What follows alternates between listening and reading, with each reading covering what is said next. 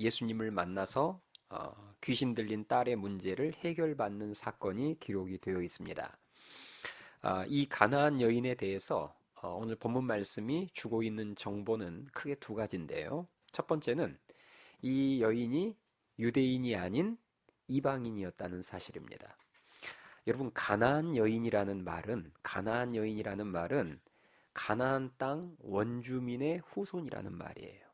네, 가나안 땅 원주민의 후손이라는 말이에요. 지금 가나안 여인의 이야기가 마가복음 7장에 보면 동일하게 기록이 되어 있거든요. 이 사건이. 그 마가복음 7장에 보면 이 여인이 수로보닉의 족속임을 알 수 있습니다. 자, 본문이 이 여인에 대해서 주는 두 번째 정보는 이 여인에게 문제가 하나 있는데 그 문제는 아주 흉악한 귀신이 들린 딸이 있다는 것입니다. 흉악한 귀신이 들린 딸을 둔 엄마라는 거죠. 이게 본문이 우리에게 주고 있는 이 여인에 대한 두 번째 정보입니다.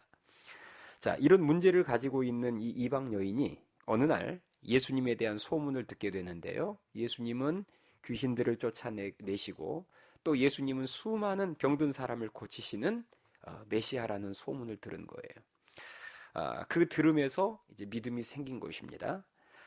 자신의 딸 문제를 그 예수님에게 알리기만 하면 예수님이 고쳐주실 것이라는 믿음이 생긴 거예요. 소문을 듣고. 그런데 때마침 예수님께서 이방 땅인 두로와 시돈 지역을 방문하신 것입니다. 예수님을 만날 기회가 온 거예요. 그래서 이 가나안 여인은 예수님을 찾아가 만나서 예수님께 도움을 요청해서 결국 딸이 고침받는 큰 은혜를 경험하게 되는데요. 이 놀라운 치유와 회복의 은혜가 오늘 이 예배의 자리에 나온 우리 모든 성도님들의 삶과 가정 가운데 넘치기를 주님의 이름으로 축원합니다. 자, 이렇게 딸이 고침받는 결론만 생각하면 굉장히 은혜스러운데 이 가나안 여인이 이 은혜를 받기까지 그 과정을 살펴보면 정말 험난했다는 것을, 쉽지 않았다는 것을 우리들이 알 수 있습니다. 자, 가나안 여인의 관점에서 보자면 시험에 들 뻔했던 위기가 한 번도 아니고 두세 차례나 있었는데요. 그 첫 번째 위기가 오늘 본문 23절에 나옵니다. 자, 23절, 22절부터 한번 볼까요? 22절 보세요. 자, 22절에 보시면 가나안 여자 하나가 그 지경에서 나와서 소리질러 이르되 주 다윗의 자손이여. 여러분, 지금 예수님을 뭐라고 부르죠? 선생이여 이렇게 부르지 않고 주 다윗의 자손이여. 지금 예수님을 누구로 믿고 있어요? 메시아로 믿고 있다는 호칭입니다. 다윗의 후손으로 오실 당신은 메시아이십니다. 저는 그것을 믿습니다라는 믿음이 지금 이 예수님을 부르는 호칭 안에 들어있어요. 그 다음 보세요. 주 다윗의 자손이여 나를 불쌍히 여기소서. 내 딸이 흉악하게 귀신 들렸나이다 하되, 그 다음 보십시오. 예수님은 한 말씀도 대답하지 아니하시니, 이렇게 나와 있습니다. 자, 지금 여인이 군중들 가운데 자신의 문제를 소리쳤어요. 크게 외치면서 예수님의 긍휼을 구했을 때 예수님은 방금 보신 것처럼 아무런 답변을 하지 않으시고 계속 갈 길을 가신 거예요. 여인이 소리를 질러 외쳤기 때문에 예수님이 분명히 못 듣지는 않으셨을 텐데 예수님은 아무런 답변도 아무런 반응도 없이 갈 길을 계속 가셨습니다. 가나안 여인의 입장에서 보자면 이것은 철저한 무시죠. 그렇죠? 분명히 들으셨을 텐데 쳐다보지도 않고 가셨어요. 이것은 여인의 입장에서 보자면 외면이고 무시입니다. 이것이 바로 시험에 들 뻔했던 첫 번째 위기였어요. 그런데 이 여인은 시험에 들지 않았습니다. 자기를 투명인간 취급하는 예수님을 향해서 원망하지도 않았고 시험에 들어서 그 즉시 뒤돌아서서 집으로 돌아가 버리지도 않았습니다. 자, 두 번째로 이 여인이 시험에 들 뻔한 위기는 예수님의 제자들 때문이었어요. 예수님만 여인을 서운하게 했던 게 아니라 예수님 곁에 있었던 제자들까지도 이 여인을 서운하게 하는데요. 자, 다시 23절을 보세요. 23절에 보시면 예수는 한 말씀도 대답하지 아니하시니 제자들이 와서 청하여 말하되 그 여자가 우리 뒤에서 소리를 지르오니 그 다음 뭐라고 나오죠? 그를 보내소서. 자, 지금 예수님을 향해서 소리를 지르고 있는 이 여인을 본 제자들이 예수님에게 지금 뭐라고 부탁을 한마디 드리는데, 그 부탁이 뭐냐면 그를 보내소서. 여러분, 이 의미가 뭘까요? 이 여인을 보내소서, 이 의미가 풀어서 말하자면 뭘까요? 예수님, 이상한 여인이 지금 자꾸 따라오면서 시끄럽게 소리를 지르며 귀찮게 하니까 빨리 뭐 요구 들어주시고 얼른 좀 보내버리십시오. 이런 말입니다. 그러니까 여인의 입장에서 이런 제자들의 말을 들었을 때 기분이 어떨까요? 시험에 들 수 있죠. 왜요? 지금 나라는 존재를 제자들이 어떻게 여겨요? 귀찮게 여기고 있습니다. 그래서 빨리 지금 보내버리려고 하잖아요. 얼마든지 기분 나쁘고 서운할 수 있는 상황인데 이 여인은 그런 제자들의 말 앞에서 시험 들지 않습니다. 자, 그러면 이렇게 해서 시험에 들 모든 상황이 끝나고 은혜를 받았느냐? 그렇지 않습니다. 더 큰 시험의 위기가 이 가나안 여인을 기다리고 있었는데요. 예수님의 외면과 무시 앞에서 이 여인이 초강수를 둡니다. 예수님이 쳐다보시지도 않고 계속 가니까 초강수를 두어요.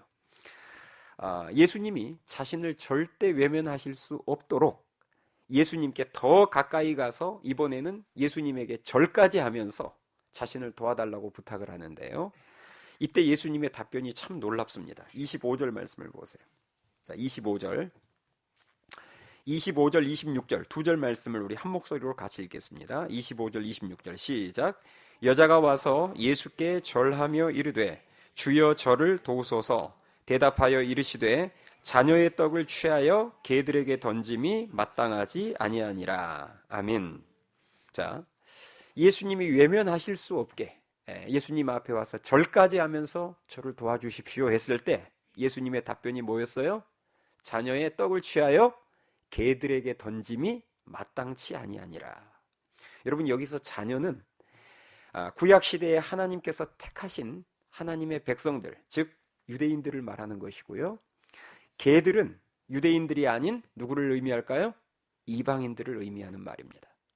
당시 여러분, 유대인들은 이방인들을 개 취급했어요. 그러니까 지금 예수님이 하신 말씀의 의미는 이런 거죠. 하나님이 택한 자녀인 유대인들에게 줄 은혜를 이방인들에게 주는 것은 옳지 않다는 말입니다. 예수님이 가나안 여인을 향해서 이런 말씀을 하신 이유는 이 여인을 정말 개처럼 여겼기 때문이 아니라 사실 이 여인의 믿음을 테스트하시기 위함이었습니다. 왜냐?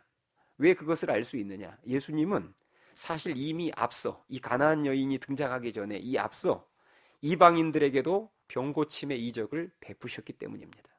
이미 예수님은 이방인들을 이 앞에서 고쳐주셨어요. 마태복음 4장에도 나오고 8장에도 나옵니다. 앞에서 이미 이방인들에게 은혜를 베푸시고 이방인들을 고쳐주셨는데 지금 이 이방인에게는 유난히 예수님께서 거절을 하고 있습니다. 이것은 정말 개 취급했기 때문이 아니에요. 뭔가 분명한 예수님이 어떤 의도를 가지고 지금 여인의 요청을 차갑게 의도적으로 거절하고 계신 겁니다. 예수님의 속마음을 알 수 없는 이 여인의 입장에서 보자면 이 상황은 분명 시험에 들 만한 큰 위기의 상황이었습니다. 그런데 놀라운 것은 지금 이 계속되는 서운한 상황 앞에서, 지금 서운한 상황이 한두 번이 아니잖아요. 연거푸 3번 서운할 상황이 펼쳐지는데 이 상황 속에서 이 가나안 여인이 시험에 들지 않았다는 것입니다. 시험에 들지 않는 정도가 아니라 오늘 끝까지 보시면 예수님을 도리어 감동시키는 믿음의 모습을 통해서 큰 은혜를 받는 주인공이, 은혜의 주인공이 됩니다. 자, 오늘 본문 마지막 우리가 살펴볼 말씀입니다. 27절, 28절. 자, 27절, 28절 한 목소리로 같이 읽겠습니다. 시작. 여자가 이르되 주여 올소이다마는 개들도 제 주인의 상에서 떨어지는 부스러기를 먹나이다 하니 이에 예수께서 대답하여 이르시되 여자여 내 믿음이 크도다. 내 소원대로 되리라 하시니 그때로부터 그의 딸이 나으니라. 아멘. 자, 방금 보신 것처럼 이 가나안 여인은 예수님이 하신 말씀을 인정했습니다. 먼저 인정했어요. 자신은 언약의 백성이 아닌 이방인이기 때문에 자녀들에게 줄 떡의 은혜까지는 바라지도 않는다는 거예요. 인정했습니다. 저는 이방인이기 때문에 자녀들에게 줄 떡의 은혜까지는 제가 바라지도 않습니다. 다만 개들도 주인의 상에서 떨어지는 부스러기 정도는 먹을 수 있지 않습니까? 그 부스러기 은혜만이라도 자신에게 달라고 요청을 하고 있습니다. 우리는 이런 가나안 여인의 간구 속에서 주님을 향한 간절함을 느낄 수 있는 거죠. 간절함이 느껴지지 않습니까? 부스러기 은혜라도 좋습니다. 이것은 진짜 간절함이 있는 사람의 입에서만 나올 수 있는 말이에요. 동시에 우리는 주님의 능력을 믿는 믿음을 엿볼 수 있습니다. 예수님이 주시는 은혜라면 그 은혜가 부스러기 은혜라 할지라도 제 딸 문제 정도는 충분히 해결될 수 있음을 믿습니다. 이 믿음이 있는 것입니다. 예수님께서는 가나안 여인의 그 간절함과 믿음을 보시고 갑자기 태도를 180도 바꾸세요. 자, 이 여인의 그 간절함과 믿음을 보시고 태도를 갑자기 180도 바꾸셨다는 말은 이제까지 예수님의 모든 행동과 태도가 테스트였다는 결정적인 증거입니다. 갑자기 태도를 180도 바꿔서 이 가나안 여인을 칭찬하시면서 큰 은혜를 베풀어 주시는데요. 여자여, 내 믿음이 뭐하도다? 크도다. 사실 여기까지만 해도 이거 엄청난 은혜거든요. 그렇지 않아요? 예수님께 내가 칭찬을 받는다. 내 믿음이 크도다. 이 말을 듣는 것까지만도 엄청난 은혜인데 그 다음에 뭐라고 이어지냐면 내 소원대로 되리라. 아멘. 이 말씀을 하시면서 이 가나안 여인의 그 흉악한 귀신 들린 딸을 그 즉시 고쳐주셨습니다. 저는 이 가나안 여인이 예수님에게 들었던 그 칭찬과 응답의 역사가 다가오는 새해에 우리 하늘씨앗교회 모든 성도님들의 삶 가운데 동일하게 임하게 되기를 주님의 이름으로 축원합니다. 여러분 한번 생각만 해보세요. 정말 가슴 설레지 않습니까? 제가 말씀드린 것처럼 칭찬만 받아도 엄청난 은혜고 반대로 기도의 응답만 받아도 엄청난 은혜인데 이 여인은 지금 두 가지 것을 동시에 받았어요. 칭찬도 받고 응답도 받고. 만약에 하나님께서 여러분에게 아들아 혹은 딸아 내 믿음이 크도다. 다가오는 2024년도에 내 소원대로 될지어다. 이렇게 말씀을 해주신다면 저는 지금 말하면서도 제가 입술이 지금 컨트롤이 안 돼요. 여러분 이보다 더 큰 은혜가 어디 있어요? 하나님이 나한테 야, 너 정말 믿음 대단하구나. 믿음을 칭찬해 주시면서 내 소원대로 되리라. 놀라운 은혜이지 않습니까? 자, 오늘 우리가 살펴보고자 하는 것은 이것입니다. 가나안 여인이 시험에 들 수 있는 그런 상황들 속에서 어떻게 끝까지 시험에 들지 않고 결국 은혜를 받을 수 있었는가 하는 것입니다. 이게 중요하겠죠. 어떻게 시험에 들지 않고 끝까지 그 시험을 잘 극복해서 결국 그 은혜의 주인공이 될 수 있었는가? 여러분 이 모습이, 이 가나안 여인의 모습이 중요한 이유는 우리는 서운할 수 있는 상황 속에서 너무 쉽게 시험 들기 때문입니다. 그렇지 않아요? 신앙생활 하다가 조금 서운한 상황이 생기면 그냥 시험에 들어버립니다. 어떤 성도는 하나님의 거절과 냉대 앞에 시험 들어서 예배의 자리를 떠나버리기도 하고 사역의 자리를 떠나버리기도 하고 급기야 교회를 떠나기도 합니다. 또 어떤 성도는 교회 안에서 영적 리더나 다른 성도들의 그런 어떤 서운함에 시험 들어서 은혜의 자리를 떠나기도 합니다. 그래서 그 시험에 들어서 은혜의 자리를 떠난 것 때문에 시험 너머에 있는 그 큰 칭찬과 은혜를 놓치는 거예요. 그렇지 않아요? 그러므로 우리는 어떤 일 앞에서도 시험에 들 만한 어떤 일 앞에서도 시험에 들 만한 어떤 상황 앞에서도 시험에 들지 않을 간절한 믿음을 준비해야 될 줄 믿습니다. 자, 그렇다면 가나안 여인이 시험에 들 뻔한 상황 속에서 끝까지 시험에 들지 않았던 이유가 무엇일까? 저는 이 가나안 여인에게는 시험보다도 훨씬 더 큰 은혜를 향한 갈급함이 있었기 때문이라고 생각합니다. 은혜를 향한 갈급함이 시험보다 더 뭐였어요? 컸어요. 그러면 시험은 시험되지 않습니다. 시험에 들 수가 없어요. 내 사랑하는 딸이 낫게 되는 그 은혜만 내가 받을 수 있다면 내가 무시를 당해도 괜찮고 내가 계취급을 받아도 괜찮고 주님이 나를 어떻게 보셔도, 주위 사람들이 나를 어떻게 봐도 다 괜찮습니다. 그 은혜만 주십시오. 이 간절함이 시험보다 훨씬 더 컸던 거예요. 그래서 시험에 들 여러 차례의 위기들을 다 극복해낼 수 있었던 것입니다. 그러면 오늘날 성도들이 쉽게 시험에 드는 이유는 무엇이겠습니까? 가나안 여인에게 있었던 그 은혜를 향한 간절함이 없기 때문입니다. 은혜를 향한 간절함은 없고 체면과 자존심만 큰 거예요. 여러분, 이거 굉장히 중요한 말입니다.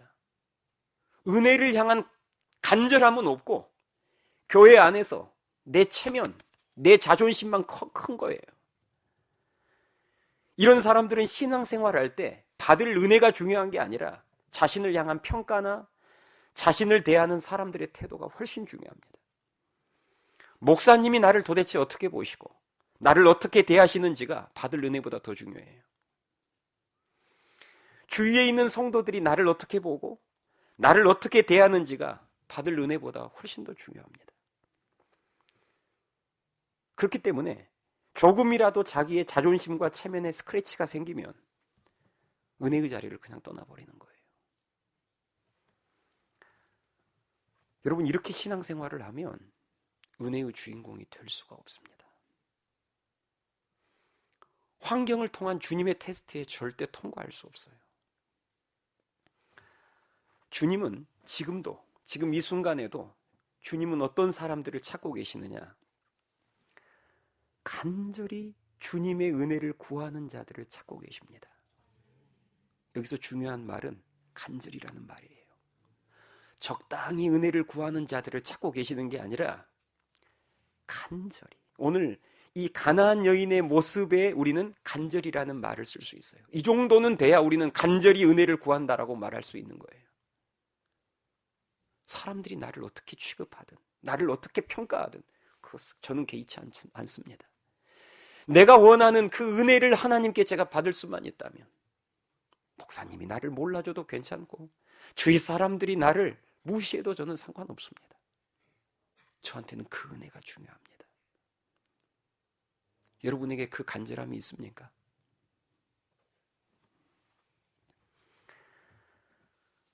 여러분, 간절히 주님을 찾는 자들은 그 간절함 때문에 시험에 들 위기들을 극복하고 모든 은혜의 장벽들을 뛰어넘습니다.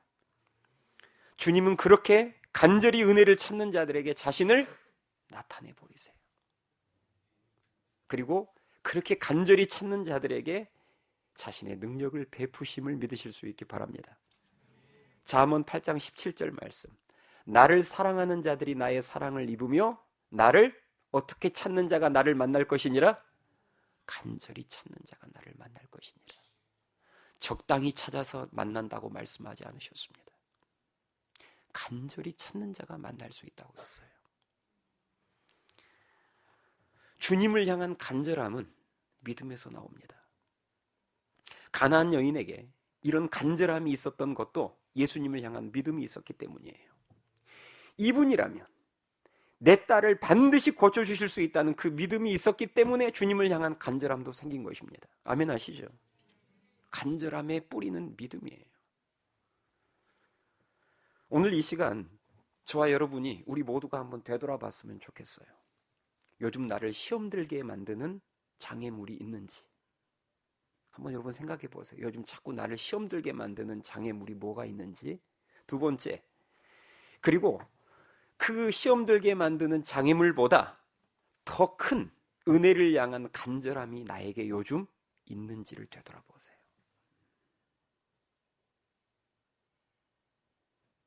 여러분, 중요합니다.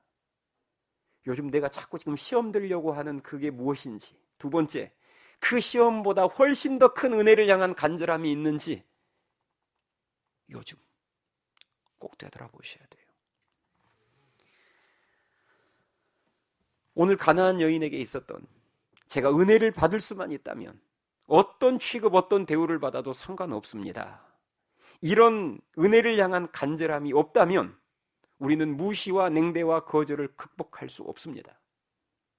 무시와 냉대와 거절 앞에서 반드시 시험 들게 돼 있어요.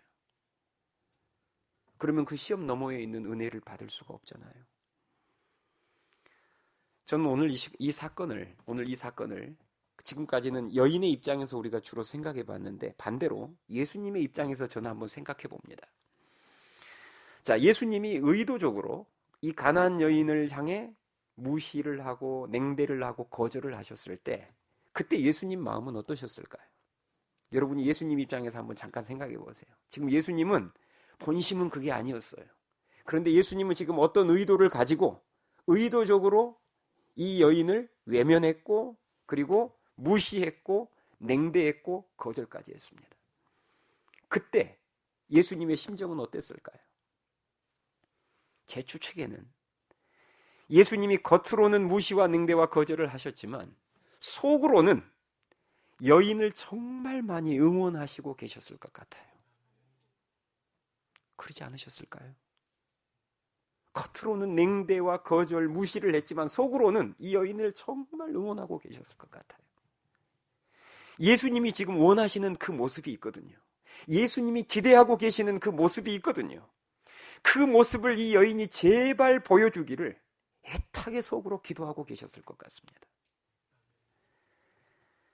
간절한 믿음으로 무시와 냉대와 거절이라는 장벽을 뛰어넘어 주기를 정말 마음속으로 응원하고 계셨을 것 같아요.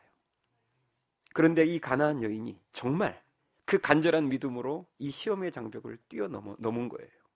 그 모습을 볼 때 예수님 마음이 얼마나 기쁘셨을까요? 그래서 오늘 본문 말씀에 보면 여인이 그 예수님이 기대하시는 모습을 보일 때 예수님이 기다렸다는 듯이 칭찬하시잖아요. 여자여, 내 믿음이 크도다. 내 소원대로 될지어다. 사랑하는 여러분, 혹시 요즘 시험에 들려고 하는 일이나 환경이 있습니까? 그 시험이 큰 장애물처럼 느껴진다면 그 이유는 은혜를 향한 갈급함이 상대적으로 너무 작기 때문입니다. 그러므로 오늘 이 시간, 이 예배 시간에 은혜를 향한 갈급함을 회복시켜 달라고 기도하실 수 있기 바랍니다. 이 은혜를 향한 갈급함을 회복하고 새해를 맞이해야 되지 않겠습니까? 이게 중요하잖아요. 은혜를 향한 갈급함을 회복하고 그리고 새해를 맞이해야죠. 그래야 새해 하나님이 주실 은혜를 받아 누릴 수 있고 주인공이 되죠. 갈급함이 없으면 어떻게 은혜를 받습니까? 저는 이 가나안 여인에게 있었던 이 갈급한 믿음이 저와 여러분에게 오늘 이 예배를 통해서 회복되고 준비되어서 그 믿음으로 시험들을 물리치고 다가오는 새해에 은혜의 주인공이 될 수 있기를 주님의 이름으로 축원합니다. 많은 사람들이 시험에 들지 않기 위해서 택하는 방법이 뭔 줄 아세요? 시험에 들지 않기 위해서. 여러분, 사람들이 시험에 들지 않기 위해서 택하는 방법이 뭘까요? 시험에 들지 않을 교회나 시험에 들지 않을 배우자, 상대를 찾습니다. 맞죠? 시험에 들지 않을 교회를 찾아 나서고 시험에 들지 않을 상대를 찾아 나섭니다. 오직 사랑만 넘치는 교회. 오직 사랑만 넘치는 교회, 내 모습 있는 그대로를 그대로 다 받아주고 다 인정해줄 그런 교회, 그런 사람을 찾아 나섭니다. 그런데 그런 교회나 사람은 죄송한 말입니다만 세상에 없습니다. 세상 그 어떤 교회도, 세상 그 어떤 사람도 예외 없이 시험에 들 요소들은 다 있을까요, 없을까요? 다 있습니다. 여러분 생각에는 목사님하고 살면은 시험 들 요소가 하나도 없을 것 같죠? 제 아내한테 한번 물어보세요. 여러분 생각에는 저 교회에 가면 시험 들 요소가 하나도 없을 것 같죠? 한번 가보세요. 이미 우리가 살고 있는 이 세상은 죄악으로 물들었고 이 죄악된 세상 속에 살고 있는 우리 모두가 예외 없이 죄인이기 때문에 시험에 들 요소가 하나도 없는 교회는 없고 시험에 들 요소가 하나도 없는 인생은 없습니다.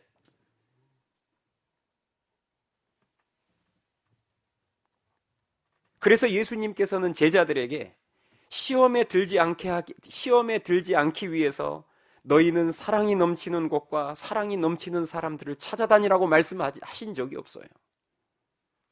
너희가 시험에 들지 않기를 원한다면 사랑이 넘치는 곳을 다녀라고 말씀하신 적이 없고, 뭐라고 말씀하셨죠? 시험에 들지 않기를 원한다면 깨어있어 뭐하라? 크게 깨어있어 뭐하라? 기도하라. 이거 굉장히 중요한 말씀입니다. 너희들이 시험에 들지 않는 인생을 살기를 원한다면 사랑이 넘치는 교회만 계속 찾아서 옮겨다니고, 사랑이 넘치고 내 모습을 다 받아줄 것 같은 배우자로 마음에 안 들면 계속 갈아치워서 이혼하고 또다시 재혼하고 이혼하고 재혼해서 그런 사람 찾아내라고 말씀하신 적이 없습니다. 너희들이 정말 이 죄악된 세상 가운데에서, 이 죄인들 틈에서 시험에 들지 않기를 원한다면 깨어있어 뭐 해야 된다? 기도해야 된다는 거예요.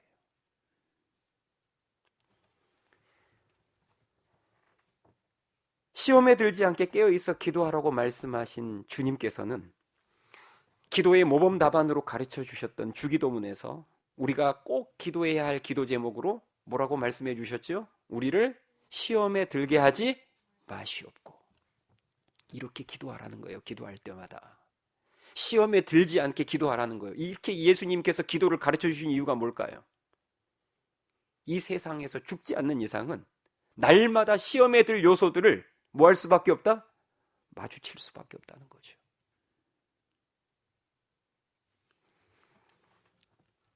시시때때로 찾아오는 시험들을 극복하고 그 시험 너머에 있는 칭찬과 은혜를 받기 위해서는 늘 깨어서 기도해야 될 줄 믿습니다.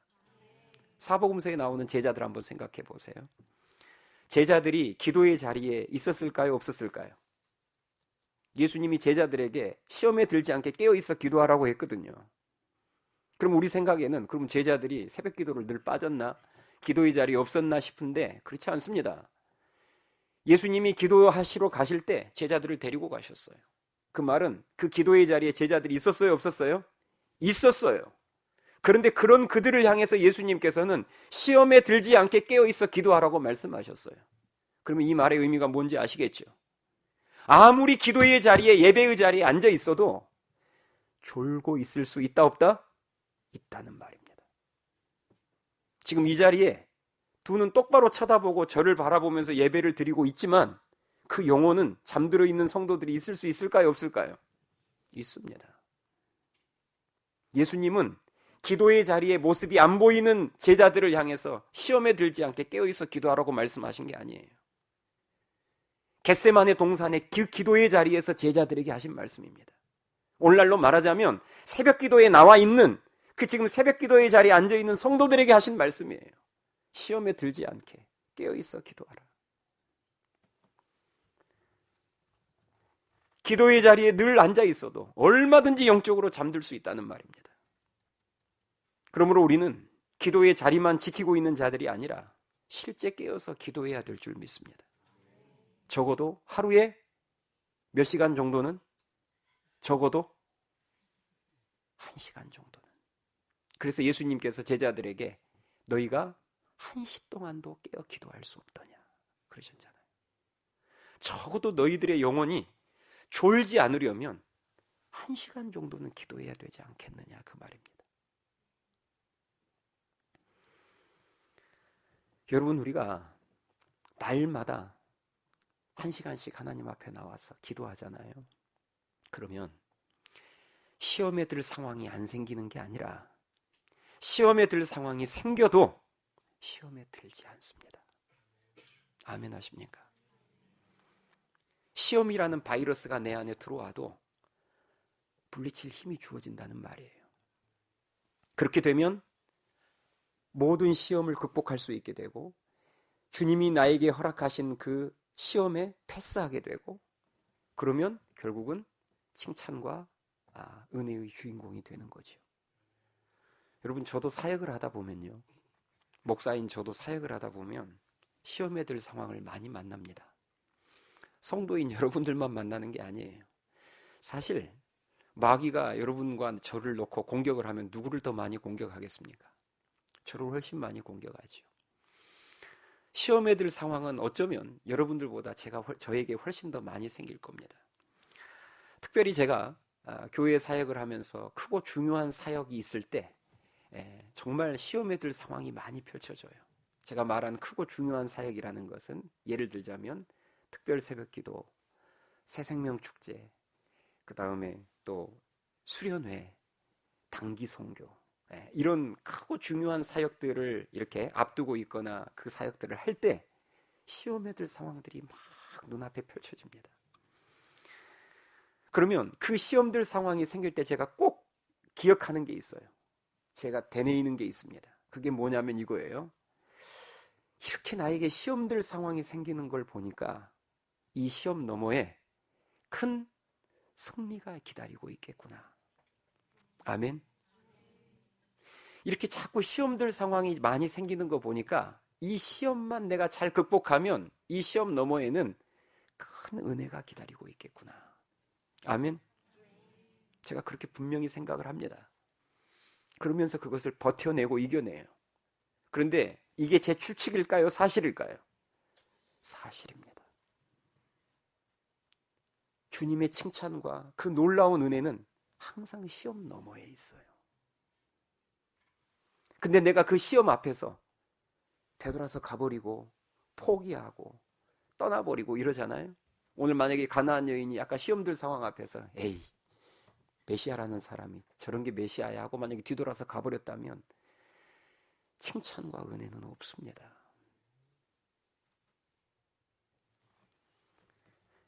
아브라함을 한번 보세요. 아브라함 100세 때 어렵게 얻은 아들을 하나님께서 제물로 바치래요. 시험들 상황이에요. 시험들 상황이에요. 시험들 상황이잖아요. 100세 때 선물로 받은 아들을 제물로 바치라. 그럴 거면 왜 주셨어요? 네, 바로 그 말부터 나오죠. 그럴 거면 왜 주셨어요? 얼마든지 시험들 상황이죠. 그런데 그 시험들 상황을 믿음으로 잘 극복하자 엄청난 복을 주시죠. 나병에 걸렸었던 나아만 장군 생각나시죠? 나아만 장군이 병 고치러 엘리사 선지자를 찾아갔다가 시험 들 뻔한 상황이 펼쳐집니다. 왜 시험 들 뻔한 상황이 펼쳐진지 여러분 아시죠? 엘리사 선지자를 찾아갔는데 엘리사 선지자가 문전박대하잖아요. 나아만 장군을. 저기 나와서 자기 만나보지도 않고 종을 시켜서 저기 요단강에 가서 몸을 7번 담그라. 그러니까 그 말 듣고 나아만 장군이 완전히 뚜껑이 열려버립니다. 강에 몸을 담가서 나을 것 같으면 내가 왜 우리나라에서 여기까지 찾아왔겠는가? 우리나라에도 강이 많은데. 그래서 시험 들어서 가버리려고 하죠. 그럴 때 옆에서 옆에 있었던 신하들이 조언을 해줍니다. 한번 순종해 보세요. 떠나지 마시고 어려운 거 시킨 것도 아닌데. 그래서 그 시험 들려고 하는 상황을 극복하고 순종하고 요단강에 가서 몸을 7번 담궜을 때 정말 놀라운 하나님의 은혜를 경험하지 않습니까? 여러분 제가 방금 두 사람 말씀드렸어요. 아브라함, 나아만 장군. 이 두 사람만 보더라도 하나님의 큰 은혜는 시험 너머에 있습니다. 이것을 아는 사람이 시험 앞에서 쉽게 물러서지 않는 거예요. 시험에 들지 않고 그 시험을 극복하기 위해서 몸부림치며 기도하는 것입니다. 오늘 말씀을 정리하겠습니다. 가나안 여인이 그랬던 것처럼 저와 여러분들에게도 우리가 시험을 극복하고 그 시험 너머에 있는 은혜의 주인공이 되기 위해서는 간절한 믿음이 준비되어야 함을 믿으실 수 있기 바랍니다. 시험보다 더 큰 은혜를 향한 간절함이 있어야 돼요. 그 은혜를 향한 간절함이 없으니까 자꾸 시험에 드는 거예요. 그리고 시험을 이겨낼 만큼의 깨어있는 기도가 있어야 될 줄 믿습니다.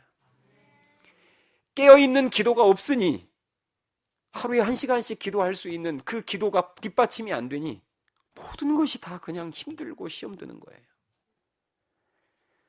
여러분 우리가 사는 이 세상이 앞서 말씀드린 것처럼 이미 죄악으로 물들었고 이 죄악된 세상에 사는 우리 모두가 다 죄인이기 때문에 시험에 들 요소는 늘 우리 주위에 널려 있습니다.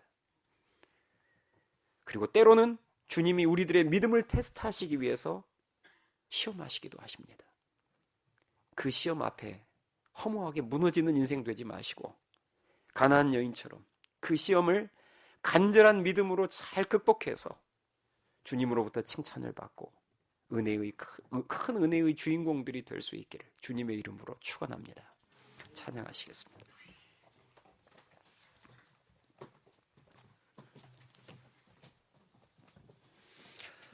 우리 오늘 주신 말씀을 생각하면서 하나님, 시험보다도 더 큰 은혜를 향한 간절함이 회복될 수 있게 도와주시옵소서. 우리 이런 기도 제목을 가지고 그런 마음으로 우리 다 같이 찬양하시겠습니다.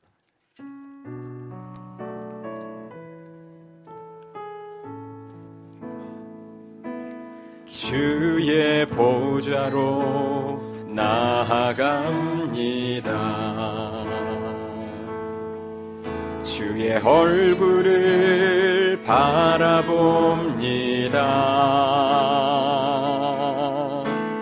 두 손을 들고 겸비함으로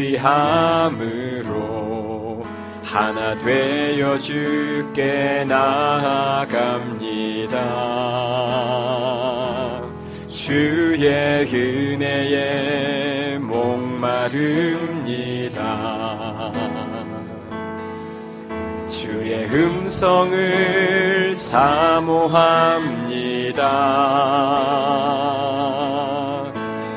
두려워 말라 평안하라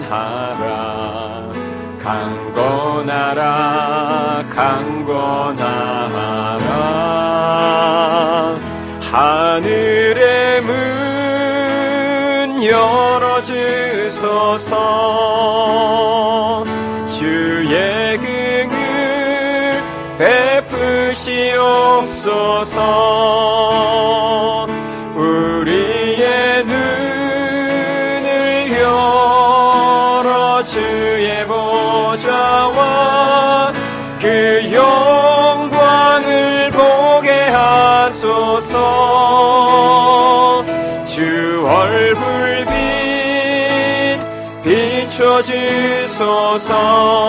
비춰주소서. 위로의 손으로 만져주소서. 우리로 주님을 간증하는 주인공 되어 주를 자랑케 하소서. 우리 처음부터 다시 고백합니다. 주의 보좌로 나아갑니다. 주의 얼굴을 바라봅니다. 주의 얼굴을 바라봅니다. 두 손을 들고 두 손을 겸비함으로 하나 되어 주께 나아갑니다. 주의 은혜에 목마릅니다.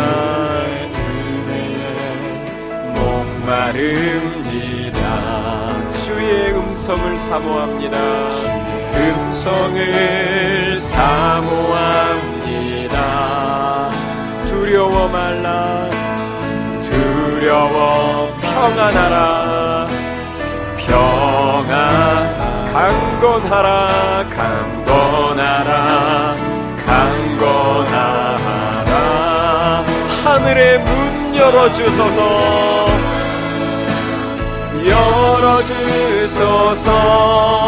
주의 긍휼 베푸시옵소서.